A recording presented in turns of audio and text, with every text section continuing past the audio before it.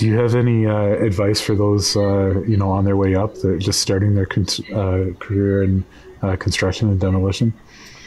I honestly, I don't think you can underestimate the value with being a few minutes early every day, and Yes. being willing to stay a little late. Like, I mean, nobody really wants to work any more than they have to. Like, that's human Yep. nature. I get that part of it. But in this industry, it's like, hey, it's going to rain tomorrow. If we stay an extra hour, we can get this done, and it would put us in a better position for when it rains tomorrow.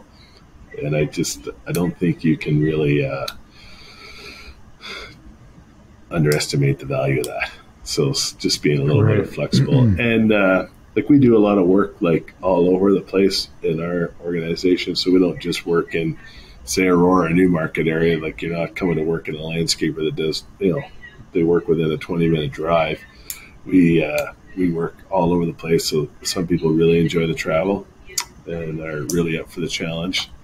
But the other thing with I feel like some of the young folks is just to take it all in. I feel like they really they feel like they've learned what they've learned, and they know what they know, and they're very comfortable with that. But I just feel like, I don't care where you did your learning. You're 25 years old. There's just, like, I feel like I'm just getting going. Right. And I'm 25 years later than that. So when they have this sort of outlook, like it's we've done our learning, and now it's just a matter of me, doing my career. It's the learning never stops, in my opinion. I don't know how you feel about that, but Oh, absolutely. I'm a real, I don't know what's the word. I encourage continuous learning, right? I mean, yeah, I come from a family of educators. I have a healthy respect for education and just in general, continuous learning. yeah, We're going to learn right until our last day. And, we can't assume that we know everything. I certainly don't. I've made an interesting career transition from, being out in the field in construction and, coming into a construction tech company as a non-technical founder.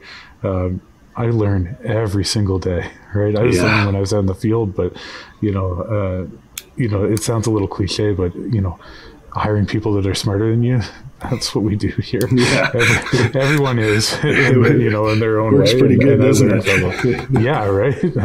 I learned from all of them, right? And we're all kind of learning from each other. So, no, I completely agree. I also like the note that you had about the showing up a few minutes early, and maybe not every day, but there's times where, hey, it's going to rain tomorrow.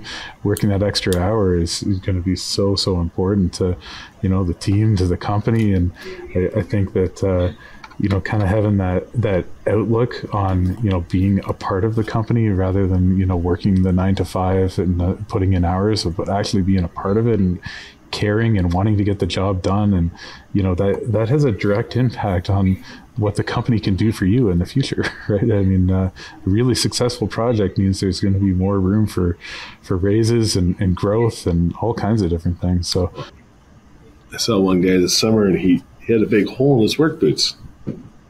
I said, "You have a big hole in your work boots.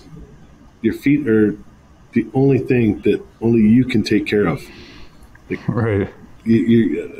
Nobody here can tell you you need new work boots. You need to look at your boots and tell you need new work boots. Like, you're getting paid a boot allowance. Like, you have money for work boots. Go and get yourself a new pair of work boots. Like, this is not, these work boots are what's going to make you."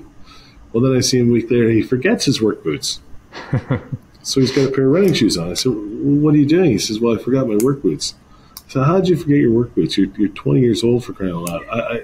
I have never, ever in my life forgotten my work boots. Like, I wake up in the morning, I sit down on the bench at my house, I put on a pair of work boots, and I walk out the door, and when I come home at night, I take off my work boots. Like, how do you even get out the door without your work boots on? But again, it's just a different time, right? And they're looking at you like you're almost being unreasonable, right? It's like, well, I'm just suggesting, like, you see the guy in that machine over there, he's been working here 30 years, ask him how many times he's forgot his work boots, because it's probably not even once. Or even being late. You know, I was asking one of the, like, my father-in-law, I was saying to him, like, because he worked for Ontario Hydro, and Ontario Hydro, I think, you know, it's a very regimented sort of corporate place. You know, it's especially in the day, right back in the 70s and 80s and stuff like that, hard to get in. I asked him, how many times are you late? He's like, twice. Once in a snowstorm and once I got a flat tire. How long did you work there? 40 years. You know, it's not even, you weren't even late. Nobody even noticed, you know, like yeah. Yeah. Whereas today everybody's late. I'm late all the time too, so I'm not very good for that. But I just I try and make up for it, I guess.